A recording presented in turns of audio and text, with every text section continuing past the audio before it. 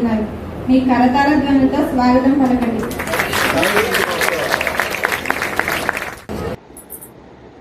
భగవంతుడు యజ్ఞవరాహ అవతారం స్వీకరించి భూదేవిని రక్షించడానికి కశ్యప ప్రజాపతి ఇంకా ధృతి యొక్క సంతానమైన హిరణ్యాక్షుణ్ణి సంహరించి గర్భోదక సముద్రం నుండి భూదేవిని కాపాడి తన యొక్క యథాస్థానంలో ఉంచుతారు. తన సోదరుణ్ణి విష్ణువు సంహరించారని తెలుసుకున్న హిరణ్యకశపుడు ఎలా అయినా సరే విష్ణువుపై పగ తీర్చుకుని తనని సంహరించాలని, చావు లేకుండా వరం పొందడానికి బ్రహ్మ గురించి ఘోరమైన తపస్సు చేయాలని నిర్ణయం తీసుకుంటాడు. స్వామి, గర్భవతిగా ఉన్న స్త్రీ తన భర్త తన పక్కనే ఉండాలని కోరుకుంటుంది. దయవంచి ఈ ప్రతీకారం తపస్సు వదిలివేయండి. ఎలా మర్చిపోగలను కయాతు, ఎలా మర్చిపోగలను? వీల్లేదు. భగవాన్ విష్ణుని వధించడం కోసం స్వయంగా నేనే భగవంతుడిగా మారవలసిన అవసరం వస్తే ఖచ్చితంగా దానిని చేసి చూపిస్తాను. ఓం బ్రహ్మదేవాయ నమః. ఓం బ్రహ్మదేవాయ నమః.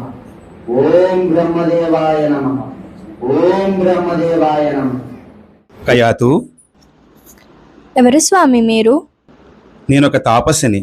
నీ నుండి ఒక సాయం పొందగోరి వచ్చి తిని. ఏమిటో చెప్పండి.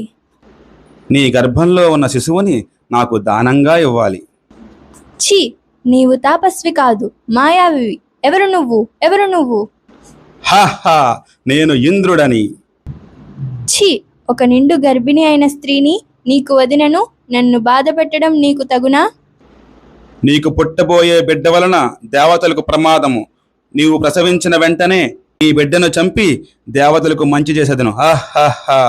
నారాయణ నారాయణ నారాయణ నారాయణ. దేవేంద్ర, ఎక్కడి నుండి రాక? ఎవరీమే? హిరణ్యకశ్యపుని భార్యలా ఉన్నది. అవును, చెరపట్టి తిని. మంచిది. దారిన పోయే దరిద్రాన్ని తలపై తెచ్చుకునుటలో నిన్ను మించిన వారు లేరు. నారదా, ఈమెకు పుట్టబోయే బిడ్డను వధించి రాక్షస వంశం నాశనం చేసేదను. భయంతో ఏవేవో మాట్లాడుతున్నావు. ఈమెకు పుట్టబోయే బిడ్డ దైవాంశ స్వరూపం. వీని వల్ల నీకు ఎటువంటి హాని ఉండదు. అవునా? అలాగే నారదా. కయాతు, నువ్వు గర్భవతిగా ఉన్నావు కావున హరినామ స్మరణతోనే కాలం గడపాలి. శ్రీ మహావిష్ణువు కథలు వినాలి. అప్పుడే నీ గర్భంలో ఉన్న శిశువుపై ఆ ప్రభావం చూపుతుంది. పరమాత్ముడైన శ్రీ మహావిష్ణువు ప్రతి ప్రాణిలో కొలువై ఉన్నాడు. ఆ పరమాత్ముడు సృష్టికి సాక్షిగా ఉన్నారు. కాబట్టి ఎప్పుడు శ్రద్ధగా పరమాత్ముని నామస్మరణ చెయ్యి. ఓం నమో నారాయణ అని చెప్పు. ఓం నమో నారాయణాయ. అరే, గర్భంలో ఉన్న శిశువు కూడా హరినామస్మరణ చేస్తుంది. ఓం నమో నారాయణాయ. ఓం నమో నారాయణాయ. నారాయణ నారాయణ. ఓం బ్రహ్మదేవాయ నమః. ఓం బ్రహ్మదేవాయ నమః. ఓం బ్రహ్మదేవాయ నమః. ఓం బ్రహ్మదేవాయ నమః. కశ్యపపుత్ర హిరణ్యకశప, కళ్ళు తెరువు, ఒక్కసారి చూడు. హే సృష్టి రచయిత, మీకు ఆది లేదు, అంతము లేదు. సకల జీవుల సృష్టికర్త అయిన హిరణ్య గర్భుడికి, ఈ హిరణ్యకశిపుడి శతకోటి ప్రణామాలు. నేను నీ తపస్సుకు ప్రసన్నుడయ్యాను. కోరుకో. నీకు ఏ వరం కావాలో కోరుకో. నాకు మరణం లేకుండా వరాన్ని ఇవ్వండి స్వామి. అది అసాధ్యం. పుట్టిన ప్రతి ప్రాణి మరణించక తప్పదు. అది కాక వేరే ఏమైనా కోరుకో. అన్నీ కావాలి. ఈ సృష్టిలో మీ ద్వారా సృష్టించబడిన ఏ జీవుల వల్ల నాకు మరణం సంభవించకూడదు. అది దేవతలైనా మానవులైనా పశుపక్షాదులైనా సరే. నా మరణం పగలు గాని రాత్రి గాని, గృహం లోపల గాని వెలుపల గాని, అస్త్రశస్త్రాల వల్ల గాని, సజీవుల చేత గాని నిర్జీవుల చేత గాని నాకు మరణం రాకూడదు. అలాంటి శక్తిని నాకు ప్రసాదించండి. నేను అఖండ శక్తివంతుని కావాలి. ఇటువంటి వరాన్ని ఇప్పటి వరకు ఎవరికీ ఇవ్వలేదు. అయినా సరే నువ్వు చేసిన ఘోరమైన తపస్సు ఇంతకు ముందు ఎవరూ చేయలేదు. తదాస్తు. నేను చిరంజీవిని అయ్యాను, అమరుడిని అయ్యాను, భగవంతునిగా మారిపోయాను. హా. ఈ హిరణ్యకశిపుడే భగవంతుడు. సర్వం నా నామమే వినిపించాలి. హా. ఇక కాచుకో విష్ణు, నీ భక్తులందరినీ వెతికి వెతికి చంపుతాను. నాకు జన్మించబోయే పుత్రుడు వారికి ఎలాంటి దుర్గతి పట్టిస్తాడో చూస్తూ ఉండు. నీవు అప్పుడైనా నా ముందుకు రాక తప్పదు. హా. కాలచక్రం మాయ ఎలాంటిదంటే అంధకారంతో నిండిపోయిన సామ్రాజ్యంలో ఒక పవిత్ర జ్యోతి వెలుగులు నింపేందుకు సిద్ధం అవుతోంది. ఆ జ్యోతి పేరు ప్రహ్లాద. మీకోసం ఏం తెచ్చానో చూడండి. మీరు విష్ణువుని పూజిస్తున్నారా? మిమ్మల్ని కలవడానికి ఆయన ఎప్పటికీ రారు రాకుమారా. మీరు అంటుంది నిజమే. నేనొక అసురుడిని. నిజానికి ఆయన్ని దర్శించే యోగ్యత నాకు లేదు. కానీ భక్తికి జాతితో సంబంధం లేదు, అది మనసుకు సంబంధించింది. ప్రహ్లాద, నా వద్దకు రా పుత్ర. ప్రణామాలు తండ్రి. పుత్ర, ఈ రోజు నా ఒడిలో కూర్చున్న నీవు రేపు ఈ సింహాసనాన్ని అధిష్ఠించాలి. చక్రవర్తి కాబోయే నీకు ఒక చిన్న పరీక్ష పెట్టబోతున్నాను. అహహా. అలాగే తండ్రి గారు. ప్రహ్లాద, నీవు గురుకులంలో ఏ విద్య అయితే నేర్చుకున్నావో వాటి ఆధారంగా చెప్పు, రాజంటే ఎలా ఉండాలో. అలాగే నాన్నగారు. రాజు ఎలాగుండాలంటే పక్షపాతం చూపించకుండా సమన్యాయంగా ఉండాలి. ప్రజలని తన సంతానంగా భావించి వారి సుఖాలను దుఃఖాలను తమవిగా భావించాలి. రాజు కేవలం తన రాజ్యాన్నే కాదు, తన ప్రజల మనసును కూడా పాలించాలి నాన్నగారు. ఆహా, బాగుంది, ఎంతో బాగుంది. వివేకంతో ఉన్న నీ మాటలు వింటుంటే చెప్పు, ఇంకా చెప్పు ప్రహ్లాద. రాజు కర్తవ్యం ఏమిటంటే తను పరమ పురుషుడైన భగవంతుని పట్ల తన ప్రజల్లో భక్తిని నింపాలి. సర్వశక్తిమంతుడు సృష్టిని పోషించే భగవంతుణ్ణి పూజించేలా చేయాలి. ఆయనే శ్రీ మహావిష్ణువు. చాలు, ఇక ఆపు. నీవు చేస్తున్న విష్ణు సూతిని చాలించు. చండ, అమర్క, చూస్తుంటే ఆ మాయావి విష్ణు భక్తులు దొంగదారుల గురుకులంలోకి ప్రవేశించి ప్రహ్లాదుడికి దుర్బోధ చేస్తున్నట్టున్నారు. మీ ఇద్దరికి పెద్ద బాధ్యత అప్పగిస్తున్నాను. ఇకపై ప్రహ్లాదుడు ఆ విష్ణువు గురించి మాట్లాడకూడదు, అర్థమైందా? ప్రహ్లాద, ఈ విష్ణు గురించి నీకెవరు చెప్పారు? మేమెప్పుడూ నీకు విష్ణు గురించి బోధించలేదు కదా. మీ తండ్రి గారికి కోపం ఎందుకు తెప్పిస్తున్నావు? ఏది మేము చెప్పినట్టు చెప్పు. ఓం హిరణ్యకశిపాయ నమః. ఓం నారాయణాయ నమః. మళ్ళీ అదే కోతకొస్తున్నావు. ఎవరు ఆ నారాయణుడు? సకల జగత్ కళ్యాణకర్త, అతడే భగవంతుడు. కాదంటుంటే? ఒకరు కాదన్న మాత్రాన అతడు కాకుండా పోవన గురువర్య. అదిగో మాకే పాఠాలు చెప్తున్నావు. గురు నీవా మేమా? మీయే. అయితే మేము చెప్పినట్టు చెప్పు. ఓం హిరణ్యకశిపాయ నమః. ఓం నమో నారాయణాయ. ఒరే బడిద్దాయిలు, నవ్వారంటే మీ వీపులు పగులుతాయి, జాగ్రత్త. అదేంటి గురువు గారు, తప్పు చెప్తుంటే ప్రహ్లాదుని కొట్టరే?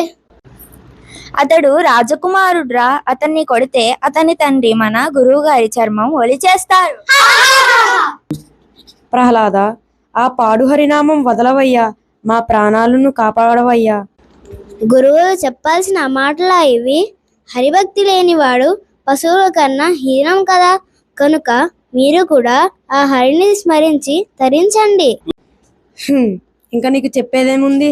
నా పిండాకుడు తమ్ముడు, నా శరీరం అంతా కంపరంగా ఉందిరా. నదికి పోయి స్నానం చేసి వచ్చేద్దాం. మిత్రులారా, ఎందుకు మీరంతా కాలం వృధా చేసెదరు? అన్ని జన్మల్లోనూ మానవ జన్మ దుర్లభం కావున కాలం వృధా చేయక హరిభజనతో మోక్షం పొందేదాం. హరినామం కంటే రుచి అయినది లేదు. లేకే ఉన్నది నరమాంసం. హరి అంటే ఎవరు? నారాయణుడు. అతనికి 2 పేర్లా? రెండేమిటి, అతనికి అనంతకోటి నామాలు కలవు.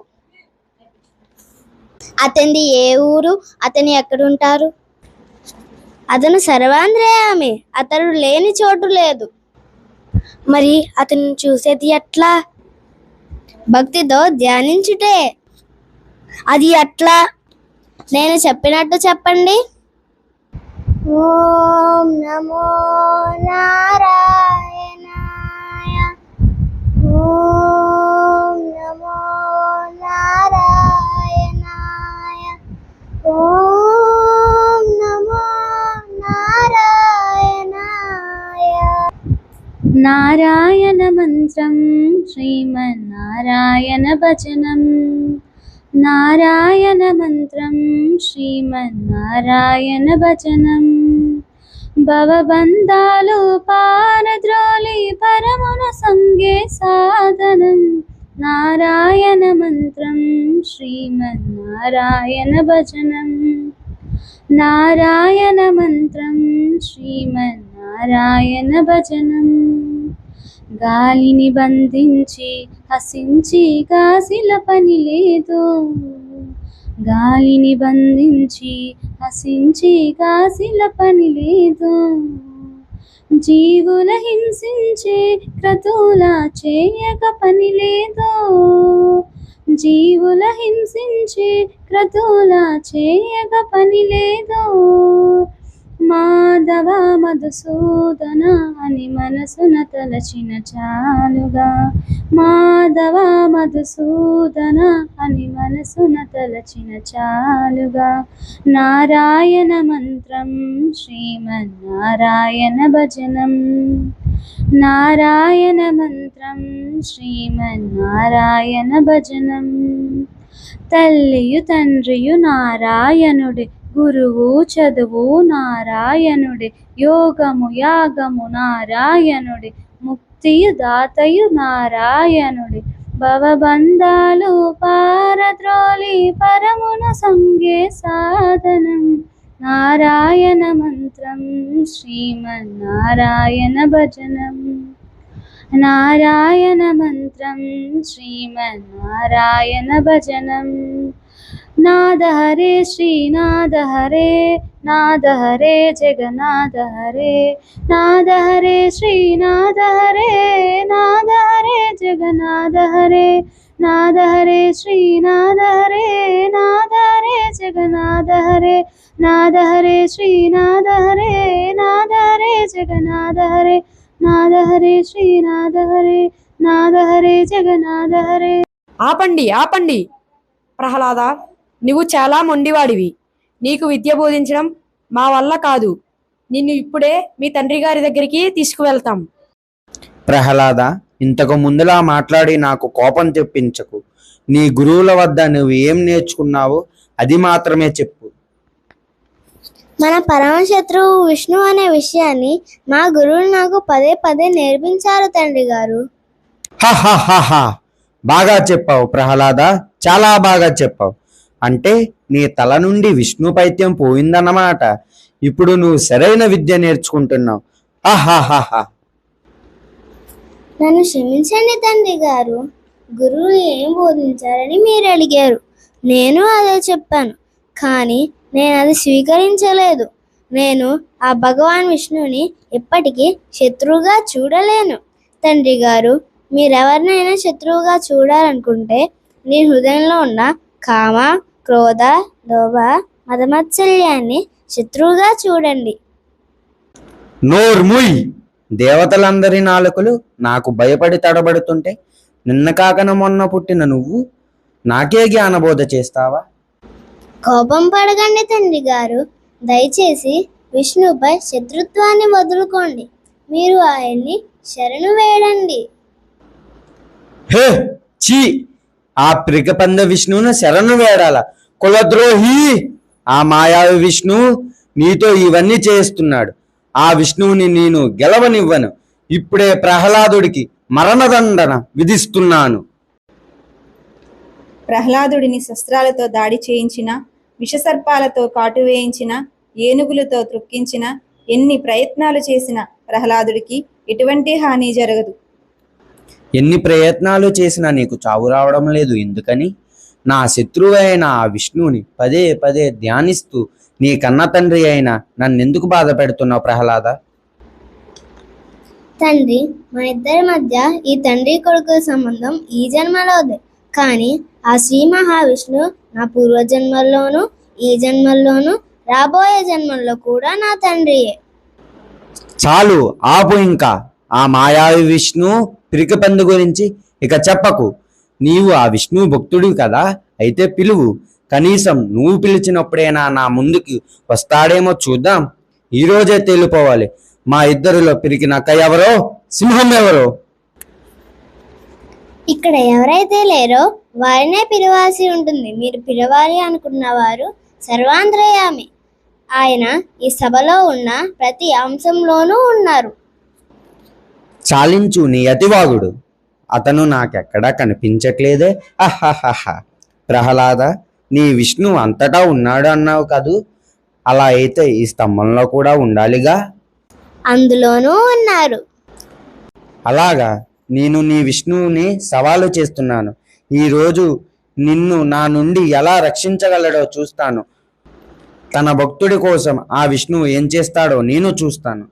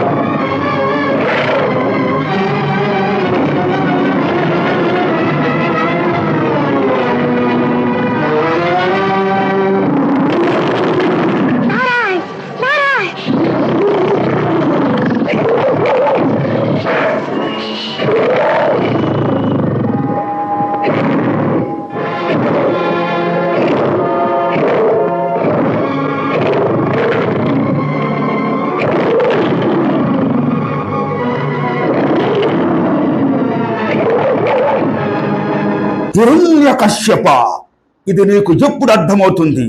నేనే ఈ జగత్తుకు తండ్రినని. బ్రహ్మదేవుడు నా సృష్టి, నేనే సృష్టికర్తను, నేనే భగవంతుణ్ణి. మూర్ఖుడా, నన్ను చూడు. నేను నరుణ్ణి కాదు, మృగాన్ని కాదు, నేనే నరసింహుణ్ణి. అస్తమిస్తున్న సూర్యుణ్ణి చూడు. ఇప్పుడు పగలు కాదు, రాత్రి కూడా కాదు. నువ్వు గృహం లోపల లేవు, అలాగే వెలుపల కూడా లేవు. చూడు, నువ్వు గడప మీదున్నావు. నువ్వు భూమి మీద లేవు, ఆకాశంలోని లేవు. నువ్వు నా తొడల మీదున్నావు. ఇక శస్త్రం సంగతి విను. నా గ్రోళ్లను బాగా చూడు. ఇవి సజీవం కాదు, అలాగే నిర్జీవం కూడా కాదు.